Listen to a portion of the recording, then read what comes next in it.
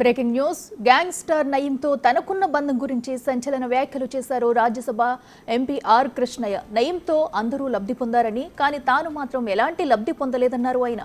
Party పెట్టమని 200 కోట్లు ఇస్తానని, డబ్బు తరలించేందుకు కూడా సిద్ధమయ్యారని చెప్పారు.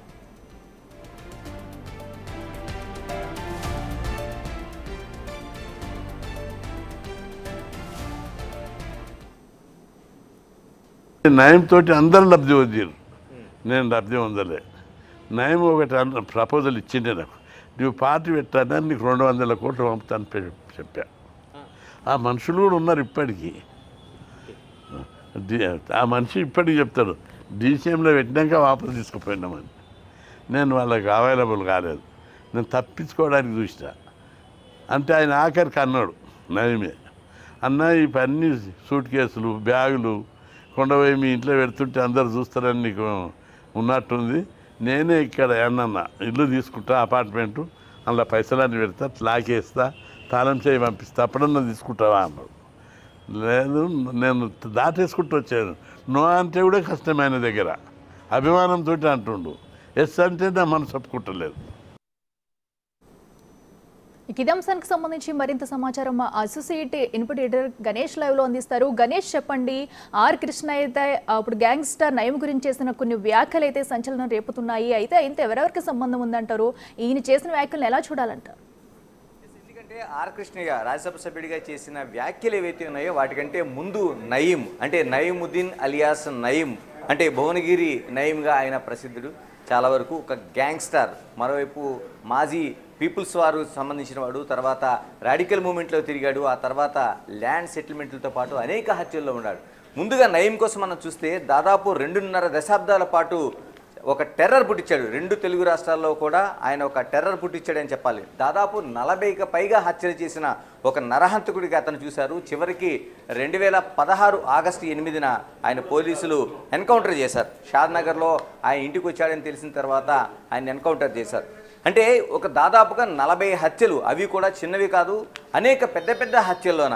అంటే ముందుగా రాడికల్ ఉద్యమంలోన ప్రారంభించిన తర్వాత విద్యార్థి దశ నుంచి, తర్వాత పీపుల్స్ వార్లోన ఆయన ఆకర్షితుడయ్యాడు.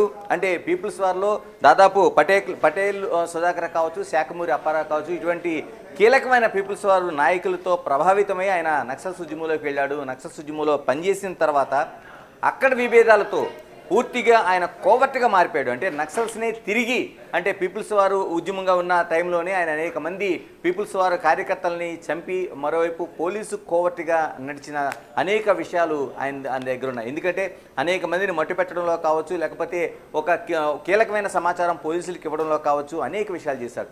మరోవైపు పీపుల్స్ వార్లో ఉండగానే ఆయన ఒక దుందుడుకు ప్రభావం కావచ్చు, లేకపోతే అనేక విషయాలు ఆయన చేసిన ఒక కీలకమైన దాంట్లో అనేక హత్యలు. అంటే మనకి చివరికి వ్యాసు హత్య కేసులో కూడా ఆయన పేరు మనకి నమోదై ఉంది. అంటే కీలకమైన హత్యల్లో కూడా ఒక కీలక వ్యక్తిగా ఉన్నాడు. ఆ తర్వాత ఉద్యమం నుంచి బయటకు వచ్చిన తర్వాత ఉద్యమ ద్రోహిగా అటువైపు పీపుల్స్ వారు చెప్తే, ఆయన ఈ పోలీస్ కోవర్ట్గా అనేక హత్యలు, అందులో కీలకంగా మనకి కొన్ని హత్యలు కనిపిస్తాయి. అంటే ప్రజాగాయనిగా ఉండే బెల్లి లలిత హత్య చాలా కీలకమైన హత్యగా చెప్పాలి మనం. ఎందుకంటే ఆమెను నరికిన తర్వాత ఆ దారుణమైన హత్య, ఆమెను చంపిన తీరు, ఇవన్నీ కూడా నయం ఎంత కిరాతకుడో చెప్పడానికి అత్యంత కీలకంగా కనిపిస్తాయి. ఆ తర్వాత పీపుల్స్ వార్ నుంచి వచ్చిన అనేక కీలక మంది వ్యక్తులను కూడా, కీలకమైన నాయకులను చెప్పాలి, నాయకులను కూడా నయీము హత్య చేశాడు. ఎందుకంటే అక్కడ ఉండే విభేదాలు కావచ్చు, లేకపోతే పోలీసులు జరిపిన కోవర్ట్ ఆపరేషన్ల వల్ల కావచ్చు, అనేక విమర్శల నేపథ్యంలో అనేక కీలకమైన వ్యక్తుల్ని, అందులో సాంబశివుడు అంటే కీలకమైన వ్యక్తిగా సాంబశివుడు ఏఓబి దగ్గర నుంచి అనేక కీలకమైన ఆంధ్ర ఒరిస్సా బోర్డర్లో కీలకమైన వ్యక్తిగా, ఒక పీపుల్స్ వార్ లీడర్గా, తర్వాత మావోయిస్ట్ లీడర్గా కొనసాగిన సాంబశివుడు ఆ తర్వాత ఉద్యమం నుంచి వచ్చిన తర్వాత తొలి దశలో టీఆర్ఎస్ పార్టీలో చేరాడు. టీఆర్ఎస్లో పార్టీలో కొనసాగుతుండగానే ఆ విభేదాలతో సాంబశివుడిని చంపాడు. ఆ తర్వాత అతని తమ్ముడు రాములను కూడా. ఇలాగ అనేక హత్యల్లో పాల్గొన్నాడు. దాదాపు 40కి పైగా హత్యలు, అనేక నాన్ బెయిలబుల్ వారెంట్లతో పోలీసులు తిరగడం, ఇవన్నీ ఒకటైతే ఒక గ్యాంగ్స్టర్గా, అంటే ఒక భూమి విలువైందని తెలుసుకున్న వ్యక్తుల్లోన చాలా వరకు ఇలాంటి కిరాతకం వ్యక్తుల్లో నయం ఒకటి కనిపిస్తాడు. ఈ భూమి సెటిల్మెంట్లలోనే కీలకంగా ఉన్నాడు. తన గ్యాంగ్ని అనేక విస్తరించాడు. ఆయుధాలతో బెదిరింపులు కావచ్చు, లేకపోతే కిడ్నాపులు కావచ్చు, ఇలాగ అనేక కేసులు ఉన్న వేల కోట్ల రూపాయలు సంపాదించాడు అనేది ఒక కీలకంగా కనిపిస్తుంది. ఇందులో అనేక మందిని మట్టుపెట్టడంతో పాటు చివరికి అంటే తనకి అడ్డొస్తున్న ఇటువంటి సెటిల్మెంట్లో కావచ్చు, లేకపోతే తన పైన విమర్శలు చేస్తున్న వాళ్ళు కావచ్చు, అలాంటి వాళ్ళని నిర్దాక్షిణ్యంగా హత్య చేసిన ఘటనలు కూడా మనకు కనిపిస్తాయి. అందులోన ఆర్పిటి అంటే రెవల్యూషనరీ పేట్రియాటిక్ టైగర్స్ పేరుతో అప్పటికి ఉద్యమం నడుపుతున్న పటోళ గోవర్ధన్ ఇతనిపై అనేక విమర్శలు చేసిన సందర్భం అతన్ని చంపిన దాఖలాలు ఒక టెర్రర్ పుట్టించాయి. అంటే ఇలాగ టోటల్గా అనేక హత్యల్లోన కీలక వ్యక్తిగా ఉన్నాడు. నయీం సంబంధాలు చూసుకుంటే మనకి చనిపోయేందుకు ముందు కూడానే అనేక మంది పోలీసులతో ప్రత్యక్ష సంబంధాలు కలిగి ఉన్నాడు, జర్నలిస్టులతో కలిగి ఉన్నాడు, రాజకీయ నాయకులతో కలిగి ఉన్నాడు. చివరికి 2016 ఆగస్టు 8న అతన్ని పోలీసులు ఎన్కౌంటర్ చేశారు. ఎందుకంటే షాద్నగర్లో ఇంటికి వచ్చిన తర్వాత ఎప్పటి నుంచి ఎదురు చూస్తున్నారు, ఎన్కౌంటర్ జరిగింది. ఇప్పటి వరకు ఒక కథ అంటే ఇప్పటి వరకు ఒక గ్యాంగ్స్టార్గా లేకపోతే డబ్బులు సంపాదించడం కోసం లేకపోతే ఉద్యమ నేపథ్యంలో జరిగిన హత్యలు కావచ్చు, లేకపోతే ఉద్యమం నుంచి బయటకు వచ్చిన కోవర్ట్గా జరిగిన హత్యలు కావచ్చు, వీటన్నిటికీ ఒక నరహంతుడిగా చూసిన నయీంని ఒక కొత్త కోణాన్ని మనకి బయటపడింది. అది ఎలా అంటే ఆర్ కృష్ణని ఇంటర్వ్యూ చేస్తున్న బిగ్ టీవీ ఇంటర్వ్యూ చేస్తున్న సందర్భంలో నయీంపై చెప్పిన విషయాలు ఇప్పుడు సంచలనం కలిగిస్తున్నాయి. నిజంగానే నయీం ఇప్పటివరకు ఉండే నరహంతకుడిగా ఉండే నయీంకి రాజకీయ పార్టీ పెట్టాలనే కోరిక ఉందనేది ఒక కీలకమైన ప్రశ్న మనకి కనిపిస్తుంది. ఎందుకంటే అంటే చివరి దశలో చాలా వరకు మజిలీలో ఉన్న అన్ని మజిలీలు అయిపోయిన తర్వాత రాజకీయ పార్టీలోకి వస్తున్న దాఖలాలు మనం చూస్తున్నాం. రాజకీయ నాయకుడిగా ఎదుగుతున్నారు, రాజకీయాల్లో కీలకమైన వ్యక్తులుగా మంత్రి పదవులు పొందడానికి ప్రయత్నాలు చేస్తున్నారు. ఇలాగా అనేక మంది కీలకమైన హంతకులను మనం చూసాం, నేరస్తులను మనం చూసాం. ఈ రాజకీయాల్లో చాలా వరకు మనం చూస్తూ ఉన్నాం. ఇలాంటి దీన్ని నయీం కూడా ఎంచుకున్నాడనేది మనకి ఇప్పుడు ఆర్ కృష్ణ ఇంటర్వ్యూ ద్వారా మనకు స్పష్టమవుతుంది. ఎందుకంటే నయీం తనతో చెప్పిన మాటల్ని మన బిగ్ టీవీ ఇంటర్వ్యూలో చెప్పిన ఒక సందర్భంలో చెప్పిన మాటల్లో నయీం తనకి 200 కోట్ల రూపాయలు తనకి పార్టీ పెట్టడం కోసం ఇవ్వాలని ఆశ చూపాడు, తనకి ఇవ్వాలని ప్రయత్నించాడని చెప్పిన మాటలు ఇప్పుడు అత్యంత కీలకంగా కనిపిస్తున్నాయి. ఎందుకంటే ఇప్పటివరకు నయీంకి ఆ ఆలోచన లేదు, అతను ఏదో గ్యాంగ్స్టర్గా కొనసాగాడు, ఆస్తులు సంపాదించాడు, బంగారం పైన పిచ్చి పోలీసులను తప్పించుకున్నాడు, అనేక మందిని చంపాడు. అది ఉద్యమ నేపథ్యం కావచ్చు, లేకపోతే రాడికల్ మూవ్మెంట్ కావచ్చు, ఆ తర్వాత భూములపైన సెటిల్మెంట్ గ్యాంగ్ కావచ్చు అనుకున్నాం. కానీ అతని చివరి మజిలీ రాజకీయాలకు వెళ్ళాలనేది ఒక కీలకమైన అంశంగా మనకి కనిపిస్తుంది.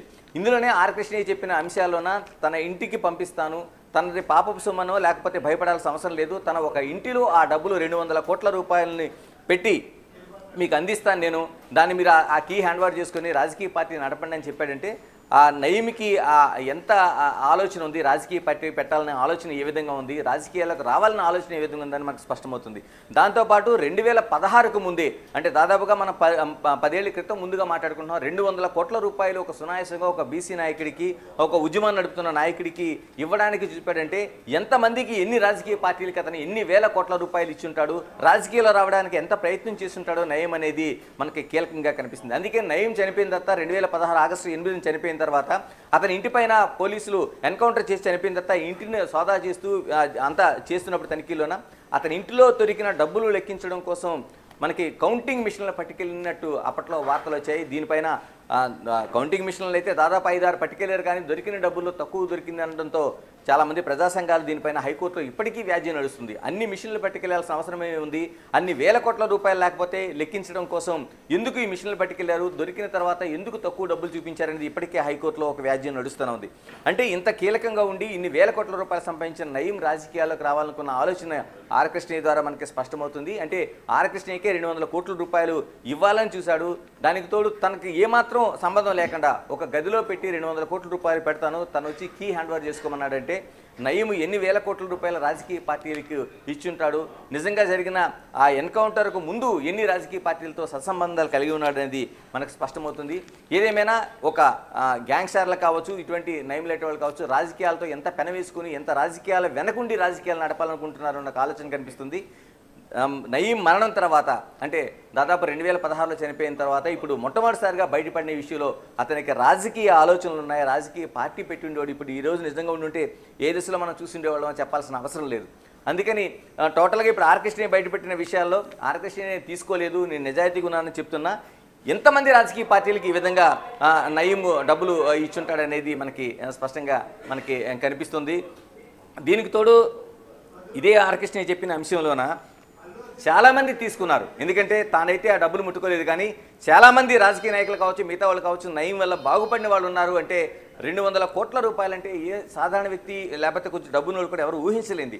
అటువంటిది చిన్న చిన్న పార్టీలకు కావచ్చు, లేకపోతే వ్యక్తులకు కావచ్చు వేల కోట్ల రూపాయలు అందించాడంటే ఈ రోజున చాలా మంది బిగ్ షాట్స్గా ఉన్నారనేది ఆర్ కృష్ణయ్య ఆ పేర్లని వెల్లడించలేకపోయినా చాలామంది లబ్ధి పొందారనేది స్పష్టం చేస్తున్నాడు.